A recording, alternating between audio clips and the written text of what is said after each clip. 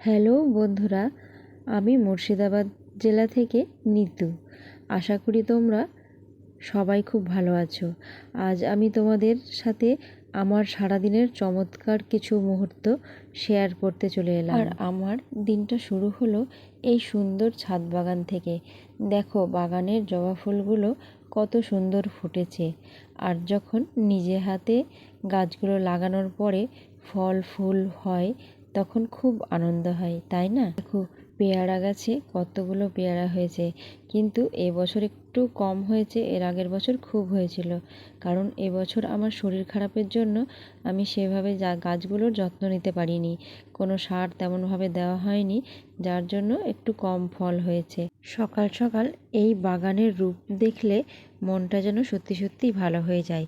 গাছপালাকে একটু সময় দিলে নিজের ভেতরেরও সব ক্লান্তি যেন দূর হয়ে যায়।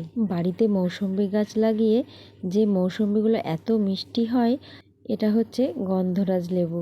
গন্ধরাজ লেবুও অনেকগুলো হয়েছিল, তো এখন সব খাওয়া হয়ে গেছে, তাই অল্প কটা পড়ে আছে। আর এই দেখো আম গাছে ডবল করে আবার আমের মুকুল এসেছে আর ফলও হয়েছে। আর এই গাছটা যখন কিনেছিলাম তখন গাছওয়ালা বলেছিল যে এই গাছে নাকি 12 মাস ফল হবে, আর সত্যিই তাই, 12 মাসই ফল হয়। ফুল তোলার কাজ শেষ করে চলে এলাম রান্নাঘরে, কারণ দুপুরে রান্নাবান্না একদম জোর কদমে করতে হবে।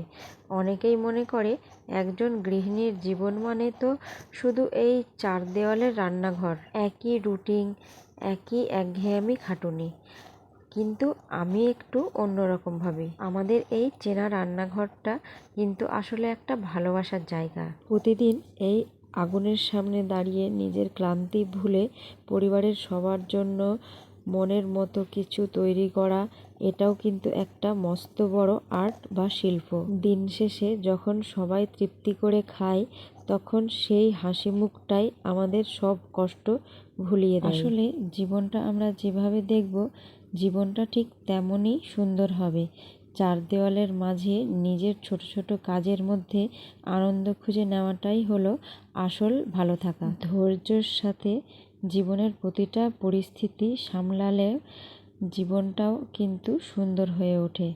তুমি যদি তোমার কাজকে ভালোবাসতে পারো, তবে কোনো কাজই আর বোঝা বলে মনে হবে না। রান্না করতে করতে মিশো থেকে একটা পার্সেল চলে এলো, তো ভাবলাম তোমাদের সামনেই এটা আনবক্সিং করি। আসলে আমি কিছু বেবি ওয়েট ওয়াইপস আনিয়েছিলাম, সেগুলো প্যাকেজিং আর কোয়ালিটি বেশ ভালো ছিল, আর দামটাও সাধ্যের মধ্যেই ছিল। তোমরা কে কে অনলাইন থেকে এইরকম জিনিস কেনাকাটা করতে ভালোবাসো কমেন্ট করে অবশ্যই জানিও। কিন্তু আজকের এই ছোট্ট মিনি ভ্লগটা তোমাদের কেমন লাগলো কমেন্ট করে কিন্তু আমাকে অবশ্যই জানিও। আর যদি নিতুর এই ছোট্ট পরিবারটাকে তোমাদের নিজের বলে মনে হয়, তবে লাইক আর সাবস্ক্রাইব করে সব সময় পাশে থেকো। আজকের মতো আসি, সব সময় হাসি খুশি থেকো, পজিটিভ থেকো আর নিজের যত্ন নিও।